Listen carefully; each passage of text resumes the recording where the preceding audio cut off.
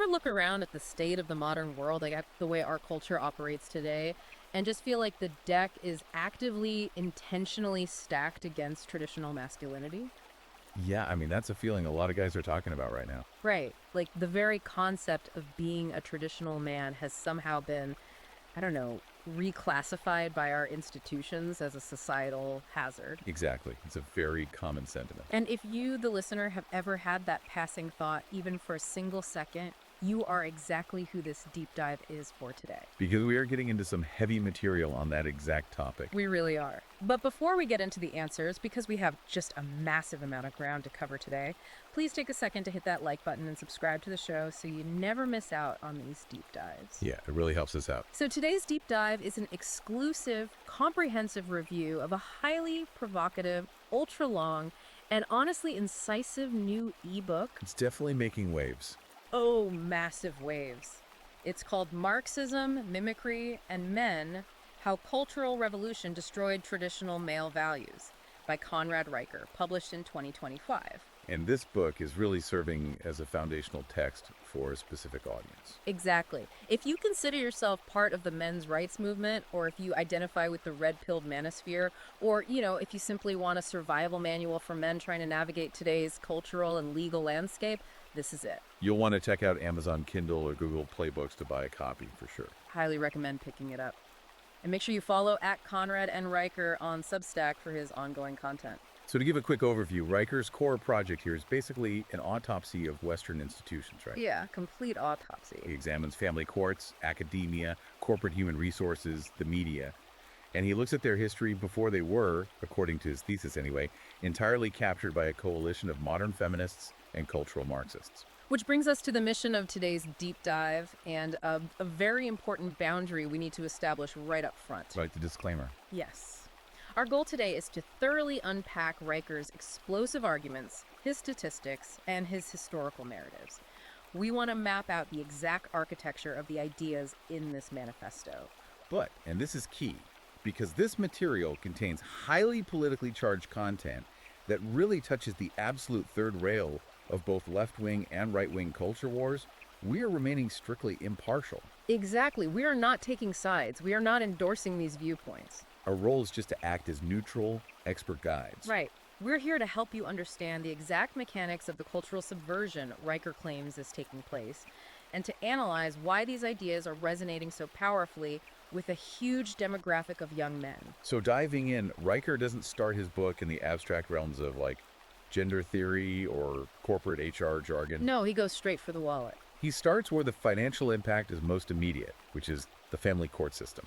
Chapter 1, he calls it the marriage plantation. Yeah, and to understand why he relies on such an inflammatory term, we really have to look at the economic ecosystem he's describing. The alimony industrial complex, right? Exactly. He outlines this $50 billion a year industry. Yeah. And it's not just money changing hands between ex-spouses. No, it's going to the system itself. Right. It's being extracted by this entire apparatus of divorce lawyers, court-mandated therapists, custody evaluators, and state bureaucrats. So it's basically an industry that requires a constant, steady supply of broken homes just to sustain its own revenue models. According to Riker, yes. Yeah. And he argues the primary fuel for that economic engine is male wealth. And he traces this back to a very specific year, doesn't he? Yeah, 1969. That was the year the first no-fault divorce laws were signed into effect in California. Now, historically, the way I learned it, no-fault divorce was pitched to the public as a necessary mechanism for equality. Right. It was supposed to be a way for people, particularly women, to escape genuinely abusive or broken marriages without having to legally prove adultery or cruelty in court. But Riker completely flips that narrative. He doesn't see 1969 as liberation at all.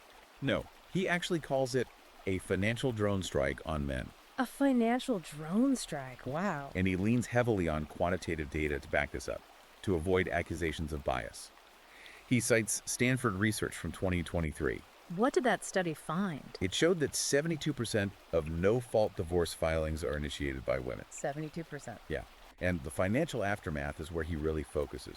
According to U.S. Census data he pulls, Men lose 63% of their net worth post-divorce, while women actually see a 28% gain. Okay, so a massive disparity in outcomes. That disparity is the whole foundation of his argument.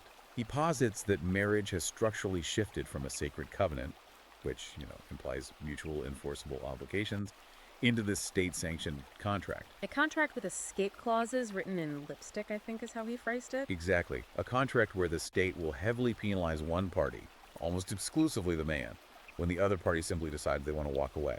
And to illustrate this, he uses these incredibly vivid, almost tragicomic, real-world anecdotes, like the story about John. Oh yeah, John in the garage. So John literally builds a garage with his own hands, pours the concrete, frames the walls, the whole 9 yards. And then they go through a no-fault divorce. Right.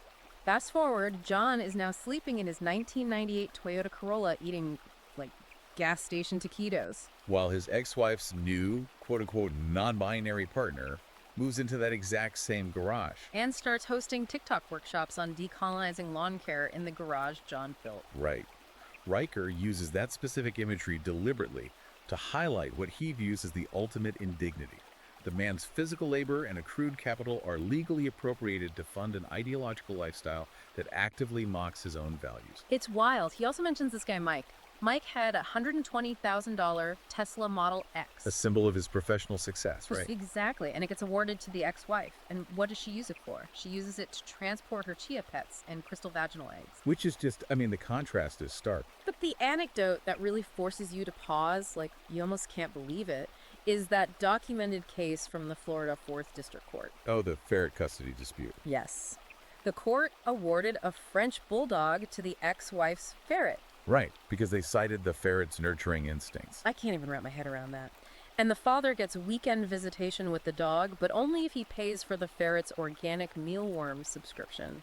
When you look at these outcomes that just seem entirely detached from traditional jurisprudence, the natural analytical question is, well, what underlying logic produces this? Yeah, how does a judge actually arrive at that ruling? Riker points the finger directly at a specific ideological framework called the Duluth model.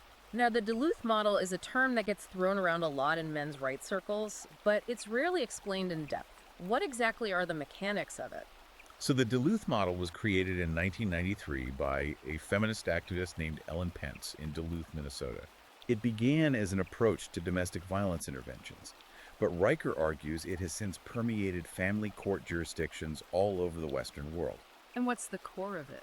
The critical aspect is its philosophical assumption. It operates on the premise that domestic disputes are not caused by psychological issues, or substance abuse, or even mutual escalation. So what causes them, according to the model? It assumes they are fundamentally rooted in patriarchal power and control. Wait, so if the Duluth model assumes patriarchal power is the root of all disputes, then physical evidence or context doesn't even matter anymore. Exactly. The ideology overrides the reality of the situation. It completely shifts the burden of proof. It's no longer innocent until proven guilty.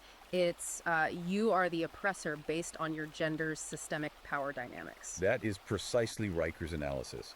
He argues that the Duluth model replaces objective fact-finding with ideological presumption, because the model hardwires the legal apparatus to view the man as the default aggressor. So law enforcement and judges are literally trained to view any male action through the lens of abuse. Right.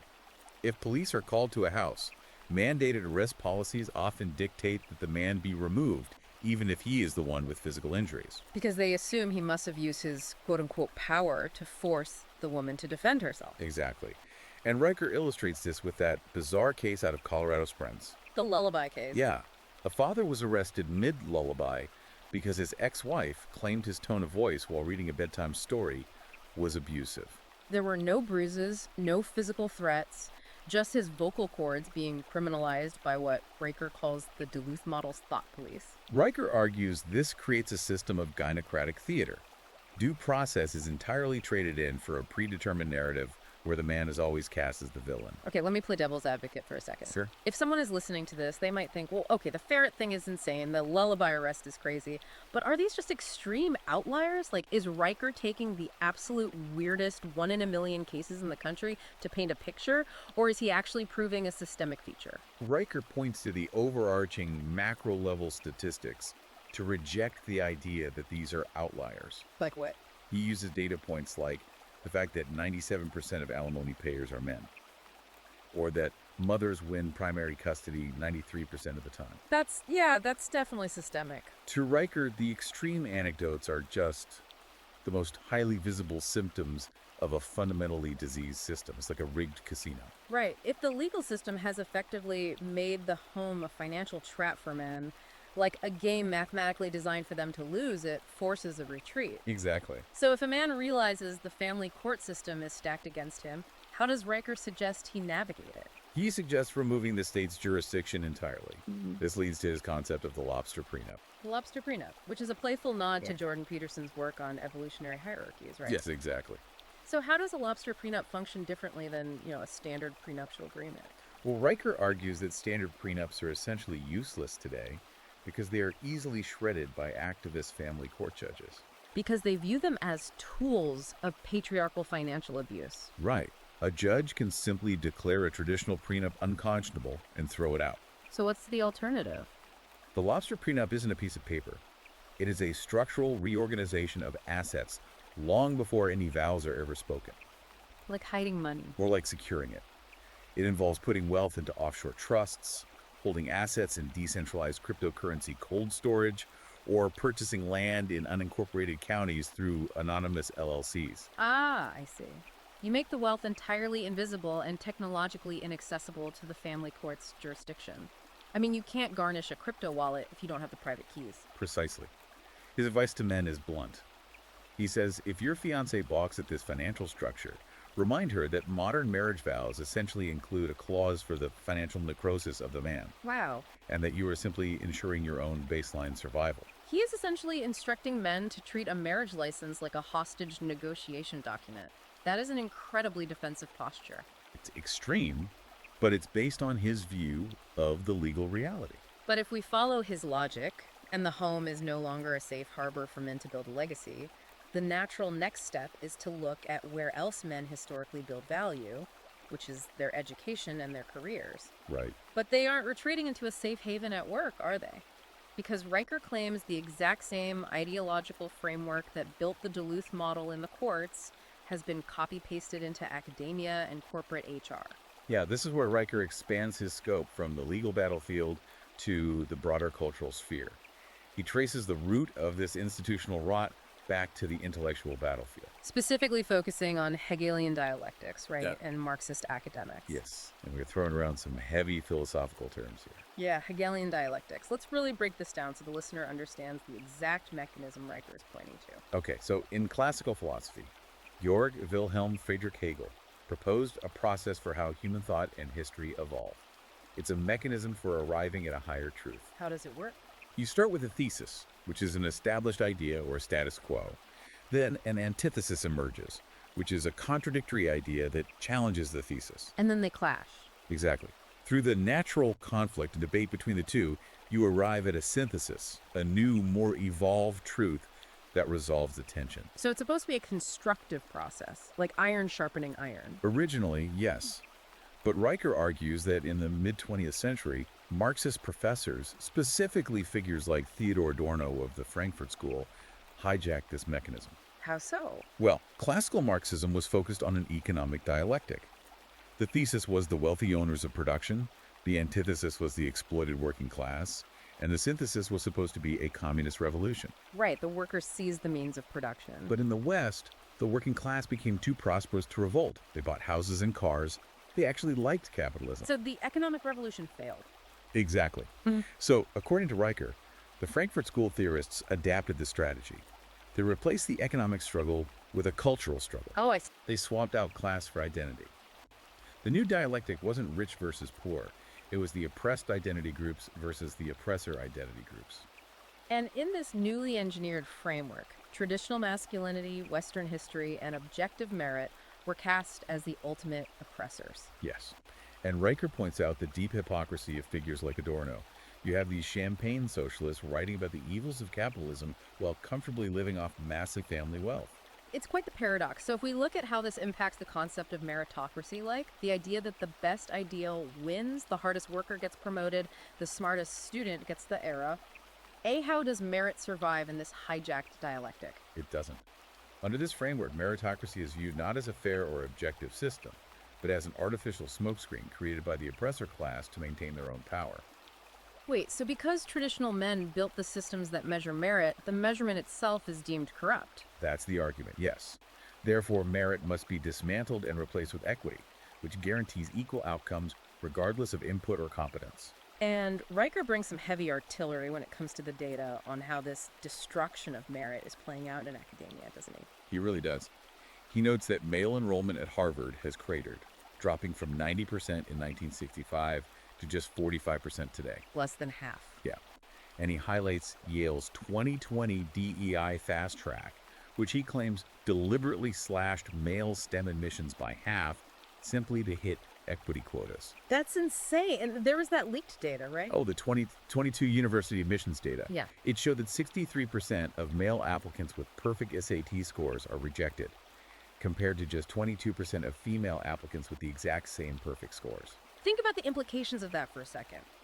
You do everything right. You master the material. You absolutely ace the gold standard test of academic aptitude. And your gender alone makes you 3 times more likely to get a rejection letter. It's incredibly demoralizing. And Riker gives another one of those vivid examples here with a kid named John. Right, John the Eagle Scout. John is a high school valedictorian, a kid who literally built an irrigation system for a Kenyan village. And objectively incredible resume. And he gets rejected from an Ivy League school. And who gets his spot? Jessica, a student with a 3.2 GPA, whose entire admissions essay was a lived experience piece about how much she hates pumpkin spice lattes. It is the institutionalization of grievance over actual achievement. He even cites a campus reform report where university professors were found docking points from male students in lab reports for using what they called aggressive punctuation. Aggressive punctuation? What does that even mean? Like putting a period at the end of a sentence too definitively? It sounds absurd, but the point Riker is making is that the academic environment has become so hypersensitive and hostile to male behavior that even the basic syntax of how men write is being policed. And the scary part is, this intellectual neutering in academia seamlessly transitions into the corporate world because those same graduates go straight into HR departments. Exactly. Which brings us to Dave. Dave, the construction foreman in Ohio. So Dave is running a roofing crew. It is grueling, highly physical, dangerous work. Right. And his company forces a diversity hire onto his team. A 98-pound individual who physically cannot lift a ladder or haul shingles. And to make it worse, the company removes his strongest 220-pound worker to make room for this hire. So Dave complains to management. He cites basic workplace safety and project efficiency, which makes total sense. And what happens to Dave? Dave is disciplined and sent to a mandatory corporate seminar titled Decolonize Your Testosterone. Decolonize your testosterone. His entirely objective, safety-based complaint was flagged by HR as emitting hypermasculine energy. This ties into a much larger corporate trend Riker analyzes, driven by what he identifies as crisis capitalism. Crisis capitalism. Let's break down the financial mechanism there. Well, diversity, equity, and inclusion consulting is a multi-billion-dollar-a-year industry. These consulting firms and HR departments rely on bureaucratic self-preservation. Right. If there's no racism or sexism, they don't have a job. Exactly. To justify their massive salaries, they must constantly invent new infractions, new crises, and new forms of oppression to solve. They convince corporate boards that traditional masculinity is a huge liability crisis. And then they conveniently sell them the $2,500 an hour seminars to fix it. That's the grift, according to Riker, and he points to a leaked 2022 memo from Amazon to illustrate this bureaucratic overreach. Oh, the word bans. Yeah. The company decreed a purge of certain terms from their corporate lexicon. They banned the word workforce, claiming it had a patriarchal, militaristic undertone. Workforce, that's just a normal word. They also banned the word ninja, as in, a coding ninja, citing cultural appropriation. Wow. And most tellingly, they ordered employees to stop using the word meritocracy, replacing it with the phrase equity pods. Equity pods. It sounds like something out of a sci-fi dystopia. Riker uses a term from evolutionary psychology to describe this linguistic engineering. He calls it concept capture. Concept capture. Let's spend some time on this, because this feels like the core operating system of how institutions pull this off. Concept capture is what happens when a society's language is gutted and redefined by a ruling class. In this case, what Riker calls the shaman class of HR bureaucrats. By changing the definitions of words or banning words altogether. You restrict the ability of the populace to even formulate rebellious thoughts. It's like if a credit card company suddenly banned the word debt from all their customer service interactions and forced everyone to call it a future investment. That's a great analogy. Right, because if you literally aren't allowed to say the word debt, you can't articulate a complaint about being financially ruined by their interest rates. That's exactly what Riker is saying HR is doing by banning the word meritocracy. If you can't say merit, how can a man articulate that he was passed over unfairly? Exactly. If solving problems is deemed an aggressively male phrase, how does a man assert his basic competence? You remove the linguistic tools required to navigate and describe objective reality. It's like an ideological autoimmune disease. Think about how an autoimmune disorder works. The body needs white blood cells to fight off actual threats, right? Right. The corporate body needs male labor, the white blood cells, to fight off actual threats like infrastructure failure, coding bugs, or structural collapse. But the DEI framework acts as a virus, tricking the corporate body into actively attacking the very white blood cells that are keeping it alive. That's exactly how Riker frames it. So how do men actually survive this corporate landscape? Because at the end of the day, people still need to pay rent. Well, Riker observes that many men adapt through submission. They engage in what he calls the allyship routine, Meaning they just play along. basically. He compares it to lower-ranking chimpanzees showing submission to dominant members just to avoid conflict. Oh. He cites polling showing that 72% of men under 35 admit they actively lie to HR and their coworkers about their hobbies. They hide what they actually like doing. Yeah, they actively hide interests like hunting, boxing, or firearms. So they just keep their heads down. But Riker doesn't want them to just survive in a state of submission, does he? He wants them to bypass the system entirely. Exactly. Riker's solution is to bypass the HR shaman class completely. He advocates for building third-party verified portfolios of undeniable merit. How does that work in practice? He gives an example of a software engineer who documented every single Git commit and peer review data point. When HR initially rejected him as a vague culture risk, the engineer completely bypassed them. He went over their heads. He sent the hard, undeniable data directly to the chief technology officer, and he was hired within a week. Wow. Riker's advice is do not argue with HR. Overwhelm the actual decision makers with documented, irrefutable competence. That's practical advice. But moving on, we've seen how the family is dismantled and how language in the workplace is policed. But Riker argues that if they can control your language at work, the next logical step is controlling the very fabric of reality itself. From linguistic control to biological control. Right. Which brings us to what are undoubtedly the most controversial chapters of his book: the pronoun wars, gender biology, and what he terms the Luciferian synthesis. This is where Riker connects the micro-level grammar policing to macro-level civilizational collapse. He argues that forcing a society to erase biological reality is not about inclusion at all. No, what's it about? He says it is a deliberate, necessary, psychological precursor to total societal destabilization. Okay, to ground this in reality, he highlights that 2022 case of a Canadian mechanic. Right, the mechanic at the public meeting. Yeah, this guy's at a town meeting or whatever, and he asks a simple parliamentary question. Who's the chairman?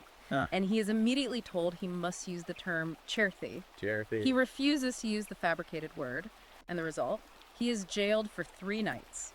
3 nights in a physical holding cell for using a biologically standard noun. It's a huge escalation. He also points to UC Berkeley, which he claims expelled 23 male students in recent years, specifically for he/him noncompliance. For Riker, this isn't just about modern political correctness run amok. He views it through a deep historical and evolutionary lens, doesn't he? Yes. He contrasts our modern Western pronoun anxiety with the Kung-San hunter-gatherers. Who are they? The Kung-San are a society that predates modern internet culture by roughly 40,000 years. Their language relies on strict, unambiguous terms like ha for men and hun for women. So there is no non-binary confusion, just absolute alignment with biological reality. Right. Because when you are actively hunting apex predators and foraging just to survive the winter, you don't have the luxury of debating the social construct of gender. Reality is a life or death metric. Precisely. And Riker contrasts that survival mindset with the fall of the Roman Empire. 410 AD. Right. He notes that right before the Visigoths famously sacked the gates of Rome, The Roman bureaucracy had become so decadent, so entirely detached from the physical realities of maintaining an empire, that they were legally utilizing 7 different gender variants in their civic classifications. So, his historical premise is that when a society reaches a level of comfort where it has the luxury to obsess over fracturing basic biology, it is a society in the final stages of terminal decline. Yes. The barbarians are literally breaching the walls, while the elite bureaucratic class is arguing over pronouns. It is the ultimate symptom of civilizational decadence. But this is where Riker takes a turn into truly provocative territory. He doesn't just blame this on decadent bureaucrats or, well-meaning progressives. No, he points to a spiritual, almost occult element driving this deconstruction. He brings up the Satanic temple. Which seems like a massive leap initially. It does, but he connects it. He points out that the Satanic temple is not just some fringe group of teenagers hanging out in basements. They are actively partnering with major corporate entities like LinkedIn. Yeah, to certify woke workforce allies. And they're running after-school Satan clubs, utilizing the exact same tax-exempt privileges as Christian groups. He highlights their Reclaiming Lilith workshops, where they officially partner with Marxist liberation theologians. It is a crucial pillar of his grand theory. To connect corporate diversity to the occult, he relies on the historical framework provided by the memos of a famous KGB defector named Yuri Bezmenov. Yuri Bezmenov, what did his memos say? Bezmenov outlined how the Soviet Union planned to subvert American society not with military force, but through ideological subversion. You mean what exactly? Demoralizing the population, destroying their historical values, and detaching them from objective truth over a period of decades. So, long-term psychological warfare aimed at the foundational reality of the citizens. Yes. Riker takes Yuri Bezmenov's concept of ideological subversion and merges it with the philosophical goals of 3 specific historical figures to create what he calls the Luciferian synthesis. Okay, who are the 3 figures? The first is Karl Marx, the economist whose ultimate goal was the overthrow of capitalist structures. Right. The second is Aleister Crowley, the infamous occultist whose core mantra was, "Do what thou wilt shall be the whole of the law," basically championing absolute chaotic individual rebellion against all moral order. And the third? The third is Judith Butler, the modern philosopher who posited that gender is entirely a social performance, completely divorced from biological reality. Marx, Crowley, Butler, the unholy trinity. The Luciferian synthesis, according to Riker, is the realization by institutional forces that to achieve the Marxist goal of destroying Western society, you can't just attack the banks or the political offices. You have to attack the foundational reality of the citizens. Exactly. You merge Crowley's spiritual rebellion with Butler's biological deconstruction. This makes that Canadian mechanic story suddenly make sense in Riker's framework. If you can force a man to look at a biological male and verbally say she, or force a mechanic to say chair they under the very real threat of imprisonment, you haven't just won a minor grammar debate. You have successfully broken that man's allegiance to objective reality. You forced him to internalize a lie. And once a population abandons objective truth for state-mandated fictions, they are completely demoralized, intellectually broken, and infinitely easier to control. Right. Forcing the pronoun compliance is basically a psychological submission ritual. It's making the citizen kneel to the ideology, regardless of what their own eyes tell them. It is a profound, albeit highly controversial way of framing the culture war. It elevates it from a debate over manners to a battle for the nature of truth itself. It is a heavy, sweeping concept. But let's bring it back down to earth, to the individual psychology of the everyday man trying to live his life under this system. If this grand subversion is happening, how does it affect a guy's daily mental state? Riker explores this through a concept he calls the toxic feminism double bind. Now, a double bind in psychology is a scenario where a person is given 2 conflicting demands, and fulfilling one automatically, unavoidably violates the other, right? Exactly. It is a manufactured no-win scenario. Yeah. And Riker argues that modern society has placed men in the ultimate double bind regarding their masculinity. Society demands that men abandon their traditional, protective, aggressive traits that are constantly labeled as toxic. But at the exact same time, society mercilessly punishes men when they actually display the vulnerability or weakness they are told to embrace. Right. You are demanded to be a strong, stoic provider, but you are shamed for the very masculine aggression required to do the providing. He illustrates this trap perfectly with the story of Jake Brunner. The Starbucks incident. Yeah. So Jake is walking into a Starbucks. A woman is walking a few steps behind him carrying a toddler. Jake does what any polite, traditionally raised guy would do. He holds the door open for her. Basic chivalry. Basic human decency. Right. And what happens? A feminist blogger who happens to be sitting near the window films him on her phone, posts the video online, and captions it a creepy patriarchal performance. This incident leads Riker to formulate a mental flowchart that he says every modern man must consciously burn into his brain when interacting with women in public spaces. And the flowchart boils down to a single split-second diagnostic question. Is she smiling or recording? Because if you smile back and she's recording, you can be edited and labeled a harasser. But if you look away and ignore her completely, you're a sexist who is dismissive of women. It's a complete trap, and Riker expands this psychological trap from minor social interactions to literal life and death statistics. He points out the staggering hypocrisy of how society views male sacrifice. The statistics he aggregates here are sobering. Riker notes that 90% of workplace deaths are men. 90%. These are the men maintaining the electrical grids in storms, the oil rig workers, the deep sea fishermen, the firefighters, the soldiers. Furthermore, men make up 85% of the homeless population. Society entirely runs on male physical sacrifice, yet offers very little structural empathy or safety nets in return. He highlights a heartbreaking story about a widow in Texas to drive this home. Her husband died fixing a downed high-voltage power line during a massive winter storm. A true hero, literally sacrificing his life to keep civilization's lights on and hospitals running. And then 3 weeks later, the widow is denied her husband's VA benefits due to some bureaucratic technicality. Yes. And the rejection letter arrives in an envelope that features a special government stamp celebrating female veterans. The irony is suffocating. He also points to the CDC data during the height of the COVID pandemic. The data clearly confirmed that men were dying of the virus at triple the rate of women. Triple the rate. But the public health messaging and the early vaccine rollouts heavily prioritized pregnant women and other demographics, while largely ignoring the vastly disproportionate male death toll. Riker describes this overarching dynamic as Schrodinger's abuse.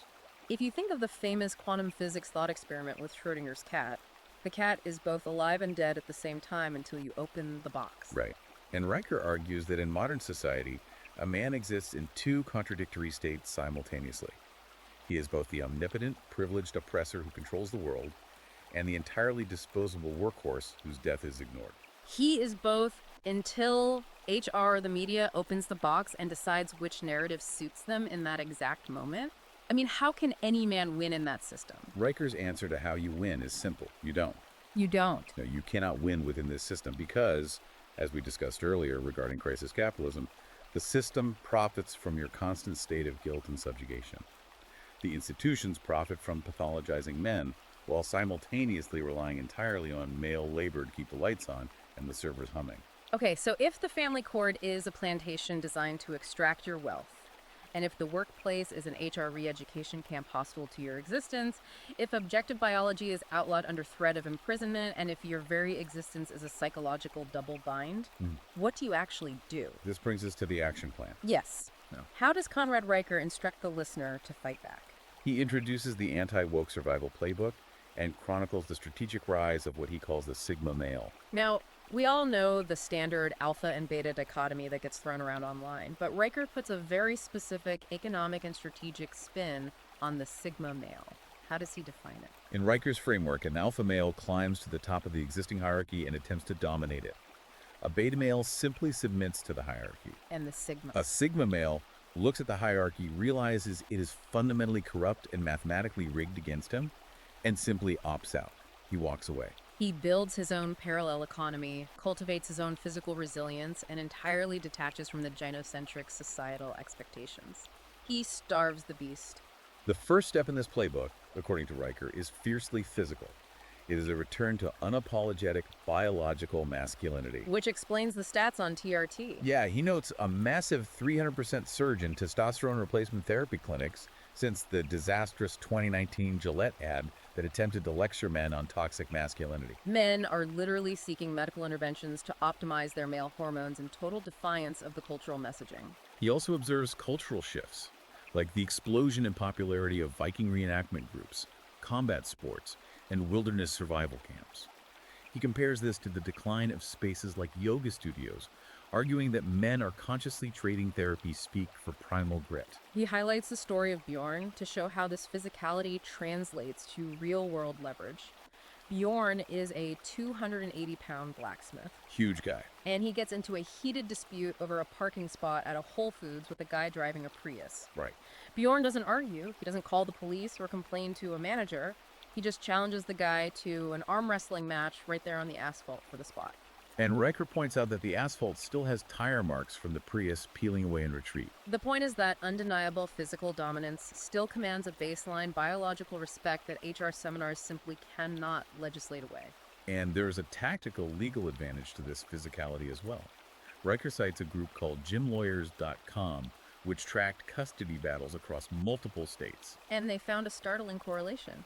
They found that men who are highly physically fit, specifically noting men with visible six-pack abs and broad shoulders, win custody battles 50% more often than out-of-shape men. Wait. Judges are consciously looking at a guy's abs and deciding to give him his kids? How does Riker even explain that bias? He filters that through evolutionary biology. Evolutionary psychology dictates that human beings subconsciously read physical symmetry, posture, and muscular strength as innate indicators of discipline, reliability, and competence. Therefore, despite a family court judge's conscious ideological bias against the man, their subconscious biological wiring still respects and defers to physical strength. Exactly. Riker's advice to men facing court is literal. Hit the weights. To beat the system, you must become undeniably physically formidable. So step 1 is physical resilience. Step 2 is financial independence. The Sigma male has to fund his rebellion without relying on captured corporate systems. And Riker points out that 94% of cryptocurrency wallets are controlled by men. Cryptocurrency is vital to Riker's strategy of opting out. Remember the lobster prenup? Right. Crypto allows men to store their wealth entirely outside the traditional fiat banking system, a system which is deeply vulnerable to government seizure, alimony garnishment, and child support audits. By opting into decentralized finance, men are actively starving the state of the capital it uses to fund the very institutions that oppress them. And it's not just adult men doing this. Riker profiles this 12-year-old kid named Tyler from Boise. Oh man, Tyler. This kid is the ultimate Sigma in training. While his peers are rotting their dopamine receptors on TikTok and getting prescribed ADHD meds to sit still in a classroom, Tyler takes $500 he made cutting grass and turns it into a $5,000 Roth IRA. And he uses paper trading apps to short Bud Light stock during their corporate controversies. And he buys physical silver coins because he thinks the Tooth Fairy is a communist. It highlights Riker's educational mandate for the next generation. He believes boys must be intentionally raised to understand markets, to build tangible, movable wealth, and to reject the consumerist digital dopamine traps laid out for them by modern culture. Speaking of weaponizing the rules of the system to extract wealth from it, we have to talk about Tyler Stone. His story is the ultimate judo move. It really is. So Tyler Stone goes through a brutal divorce, the court gives his ex-wife the house, and he is saddled with heavy alimony. Does he just complain on internet forums? No. He channels that rage into a fitness coaching channel called Revenge Body. He starts making $45,000 a month helping other divorced men get in shape. But the kicker is the app. The app. He develops an app called the Simp Tax Calculator. It's an app that processes $2.3 million in transactions from men paying to calculate the true long-term financial cost of their interactions with the modern dating market. He took the system that tried to break him and monetized it. This financial rebellion is inextricably paired with what Riker calls the sperm strike, which is heavily associated with the MGTOW movement, men going their own way. Forums for MGTOW have spiked 300% since 2015. The sperm strike is the ultimate opt-out. Riker notes a massive, corresponding 300% spike in vasectomy consultations following recent political battles over reproductive rights. Men are realizing that their biology, their innate ability to father children, is being both criminalized and monetized by the state. So they are preemptively severing the biological liability. They are refusing to marry, refusing to cohabitate in states with common law marriage statutes, and refusing to provide the state with future taxpayers or alimony targets. It's a total withdrawal of utility. And for those men who do still engage in the workforce, Riker tells them to abandon the corporate HR traps and return to the trades. He praises groups like the Iron Workers Brotherhood. They have this initiation test where new apprentices have to walk barefoot and blindfolded across a grid of steel rebar high up on a job site. That kind of initiation serves a very specific evolutionary purpose. It cannot be faked. It requires immense physical courage, spatial awareness, and high testosterone. It cultivates an environment that actively repels the kind of ideological capture seen in corporate HR. Riker's message is that men should build their careers in spaces that rely entirely on objective physical reality. Welding, electrical work, plumbing, heavy construction. Because you can't gaslight a busted pipe. You can't use a preferred pronoun to fix a failing power grid. The physical world demands competence, not compliance. Precisely. Riker views all of this, the weightlifting, the crypto, the retreat to the trades, the vasectomies, the MGTOW movement, not merely as a political temper tantrum, but as profound Darwinian adaptation. Men are biologically wired to bet big, to seek freedom, and to reject submission. When an environment becomes toxic to their survival, they don't just complain, they evolve. They move to a new environment. Right. If we follow Riker's logic here, I have to ask you, the listener, to really think about the end game of this. If you are a young man and you are following Riker's playbook to the letter, you're lifting heavy weights, you're buying Bitcoin, you're learning to weld, and you are completely walking away from modern marriage and corporate culture, are you actually fixing the broken system, or are you just abandoning it? Riker's answer to that is unequivocal, and it is rooted in accelerationism. You cannot fix it. The rot is too deep. Exactly. The institutions are fully captured by the Luciferian synthesis and concept capture. His strategy is to let what he calls the matriarchy collapse under its own unsustainable weight. By starving the system of male utility, male taxes, and real physical protection, the system will eventually bankrupt itself and fail because, as he asserts, civilizations are ultimately built and maintained by male competence. We have journeyed through an incredibly intense, high-stakes landscape today. We've mapped out the wreckage of the no-fault divorce courts, examined the corporate privilege walks and concept capture, gone down the historical rabbit hole of Yuri Bezmenov and the pronoun wars, all the way to the Sigma male crypto rebellion and the return to the trades. It is a vast, interconnected, and highly structured ideology that Riker has constructed. It really is. And I want to reiterate as we wrap up, we as hosts maintain our strict neutral stance. We are not endorsing Conrad Riker's politically charged views. But we must recognize that this book, Marxism, Mimicry Men, is tapping into a profound nerve. It is providing a historically sweeping ideological framework for millions of men who are looking for answers in a modern world where they feel alienated, ignored, and attacked. As we conclude our analysis of Riker's work, I want to leave you with a final unaddressed concept to mull over. We've discussed Riker's Red Pill Rebellion and the strategies of the Sigma male. But let us extrapolate this accelerationist strategy to its logical conclusion. What happens if it works? Right. If this rebellion succeeds on a mass scale, if millions upon millions of young men completely detach from mainstream societal structures, if they abandon traditional marriage, reject corporate jobs, pull their wealth from fiat banking into cold storage, and completely refuse to participate in the civic expectations of the state, what happens to the global infrastructure? What happens to the tax base that fundamentally relies on their labor and participation to fund everything from roads to social safety nets? Can a modern civilization actually function, let alone thrive, if its foundational builders go on a permanent, quiet strike? A permanent quiet streak of the builders, that is a truly staggering thought. Something to really think about the next time you see a guy walk right past a corporate seminar to go hit the gym. Absolutely. Thank you so much for taking this deep dive with us today. Please remember to hit that like button and subscribe to the show so we can keep bringing you these thorough breakdowns. And if today's exploration sparked your interest, if you want to judge the material for yourself, go to Amazon Kindle or Google Play Books right now to buy and read Conrad Riker's ebook. It is a fascinating, wild ride. And make sure to follow @Conrad N. Riker on Substack for his ongoing updates. Until next time, keep diving deep.